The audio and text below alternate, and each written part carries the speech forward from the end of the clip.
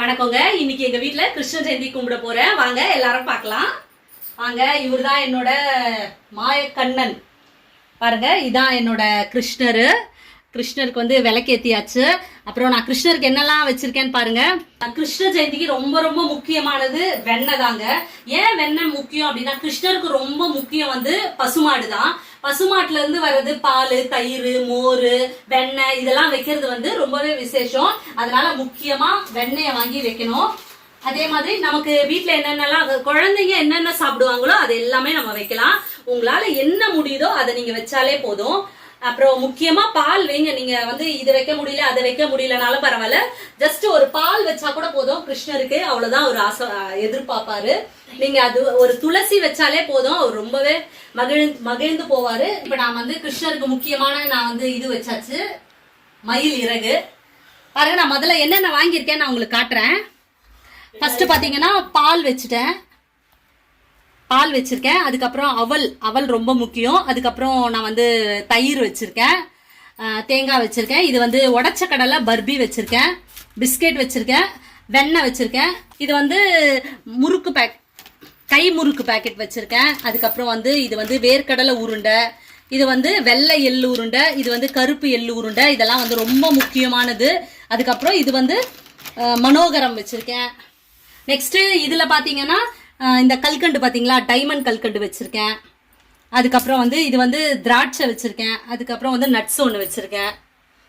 இந்த சைடு வந்தீங்கன்னா இதுல பாத்தீங்கன்னா நான் வந்து பாதாம் வச்சிருக்கேன். அடுத்தபடியா டேட்ஸ் வச்சிருக்கேன்.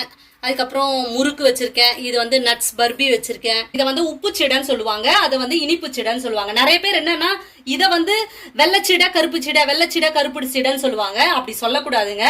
வெள்ளச்சீடையில உப்பு போட்டு செய்யறதால இது உப்பு சீடை, வெல்லம் போட்டு செய்யறதால அது வெள்ளச்சீடை. முக்கியமா நான் வீட்டுல வந்து ஒன்னே ஒண்ணுதாங்க செஞ்சேன். ஏதாவது ஒண்ணு செய்யணும் இல்லையா, அதனால நான் செஞ்சது வந்து இந்த சுண்டல் மட்டும் சொன்னாங்க, பட்டாணி சுண்டல் மட்டும் செஞ்சேன்.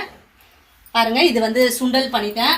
இது மட்டும் தாங்க பண்ணேன். நிறைய செஞ்சுட்டோம்னு வச்சுக்கோங்களேன், சாப்பிடுறது யாரு? அதனால இதெல்லாம் கூட நான் பேக்கெட்டை வந்து பிரிக்காம ஏன் வச்சிருக்கேன்னா, எல்லாத்தையும் பிரிச்சுட்டா சாப்பிட முடியாது. சோ அதனால அப்படியே வச்சாச்சு. என்னோட கிருஷ்ணருக்கு என்ன தேவையோ அவரே பிரிச்சு சாப்பிட்டுக்கிட்டோம். அதுக்குதான் வந்து ராதே கிருஷ்ணருங்க. இந்த போட்டோவும் எனக்கு வந்து இன்னைக்கு வந்து எங்க அம்மா ரொம்ப நாளா இதை வச்சுதான் இது பண்ணிட்டு இருந்தாங்க. ஸோ அந்த ராதே கிருஷ்ணர் அவரையும் நம்ம இங்க வச்சிடலாம்.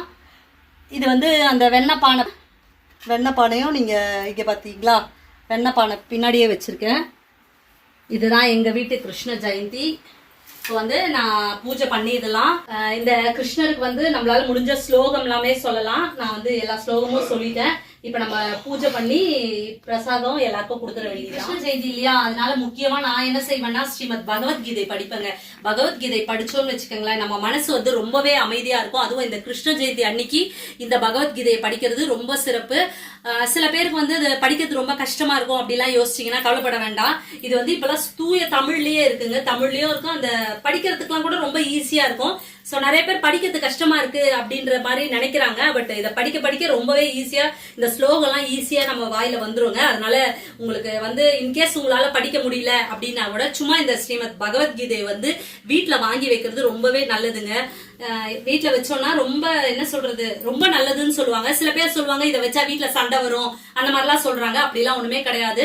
சில பேர் மகாபாரதம் வச்சா சண்டை வரும் அப்படின்லாம் சொல்லுவாங்க, ராமாயணம் வச்சா சண்டை வரும் அப்படின்னு சொல்லுவாங்க. பட் அதெல்லாம் வைக்கிறீங்களோ இல்லையோ, இந்த பகவத்கீதையை வீட்டுல வைங்க, இது ரொம்பவே நல்லது. அதுவும் நான் இன்னைக்கு வந்து வைக்கிறதுன்றது, எப்பவுமே எங்க வீட்டு பூஜை ரூம்ல எங்க அம்மா படிச்சுட்டு இருப்பாங்க. எங்க அம்மா படிக்கிறத பார்த்ததுல இருந்து நானும் இதை படிக்க ஆரம்பிச்சிட்டேன். பட் இது படிக்க ரொம்ப நல்லா இருக்குங்க. இந்த மாதிரி பகவத்கீதை, இந்த சுவாமி ஸ்லோகம் படிக்க நமக்கு என்ன வருதுன்னா, எப்படி சொல்றது, நம்மளோட பிரச்சனைகள் எல்லாம் ஒரு பிரச்சனையாவே தெரியாது. நம்மளோட மனசு வந்து ரொம்ப நம்மளோட கஷ்டம் எல்லாம் ஒரு கஷ்டமாவே தெரியாது. இந்த சுவாமி ஸ்லோகம் சொல்ல நமக்கு வந்து நம்மளோட கஷ்டங்கள் எல்லாம் ரொம்ப பறந்து போயிடும். இதை வந்து என்னடா இப்படி சொல்றேன்னு நினைக்காதீங்க. இதெல்லாம் நீங்க வந்து அனுபவபூர்வமா தான் இதெல்லாம் உணர முடியும். அதனால இந்த மாதிரி ஸ்ரீமத் பகவத்கீதையை கண்டிப்பா படிங்க. இது ரொம்ப எளிய தமிழ்ல இருக்கு, ரொம்ப விலை கூட இல்ல. இது நான் இதை வாங்கும் போது 100 rupees என்னமோ வாங்கினேன். இப்ப எவ்வளவு இதுன்னு தெரியல. சோ இது வந்து நீங்க எங்க அம்மா வச்சிருந்ததெல்லாம் ரொம்ப பெருசா இருந்துச்சு. இப்போ வந்து இது ரொம்ப ஷார்ட்டா சின்னதா நம்ம படிக்கிறதுக்கு பாருங்க எவ்வளவு வசதியா கொடுத்துருக்காங்க பாருங்களேன். நல்லா இருக்கும் இது படிச்ச அத்தியாயம். எனக்கு இந்த மொபைல் பார்க்கறத விட எனக்கு மட்டும் கடவுள் கொஞ்சம் இன்னும் கொஞ்சம் டைம் கொடுத்தாருன்னா இதெல்லாம் உட்காந்து இன்னும் கூட நான் வந்து படிக்கணும்னு ஆசைப்படுறேன். ஏன்னா நமக்கு டைமிங் தான் கொஞ்சம் செட் ஆக மாட்டேங்குது. இல்லாட்டி உட்காந்து படிக்கிறது தாங்க எனக்கு ரொம்ப பிடிச்ச விஷயமே. வாழ்க்கையிலேயே எனக்கு பிடிச்ச விஷயம்னா இந்த படிக்கிறது தான். அதுவும் இல்லாமல் இந்த சுவாமி ஸ்லோகமா இருக்கட்டும், இல்லாட்டி எந்த புக்கா இருந்தாலும் சரி, படிக்கிறது எனக்கு ரொம்ப பிடிக்கும். ஸோ நான் என்ன சொல்ல வரேன்னா, நீங்க பகவத்கீதையே படிங்க, அதுதான் முக்கியமா நான் சொல்ல வந்தேன். ஓகே, இன்னைக்கு நம்ம பூஜையை பண்ணிடலாம். எங்க கிருஷ்ணர் வந்தாச்சு. கிருஷ்ணர் வந்து பார்க்கும்போதே அந்த பார்க்கறதுக்கே ரொம்ப அழகா இருக்காரு. திரும்ப திரும்ப கிருஷ்ணர்னாலே அழகுதான், அது வேற விஷயம். ஸோ இப்போ நம்ம பூஜை பண்ணிடலாங்க. இப்போ நம்ம ஆரத்தி காட்டிடலாங்க.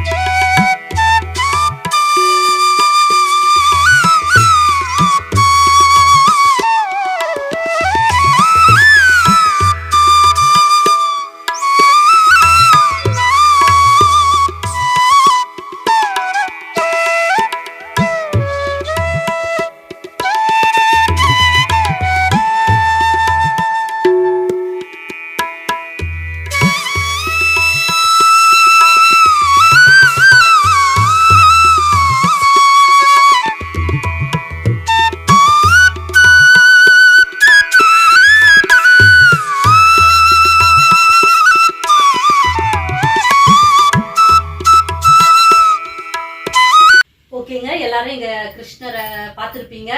ஓகே, நான் இன்னொரு பதிவுல உங்களை மீட் பண்றேன். பாய்.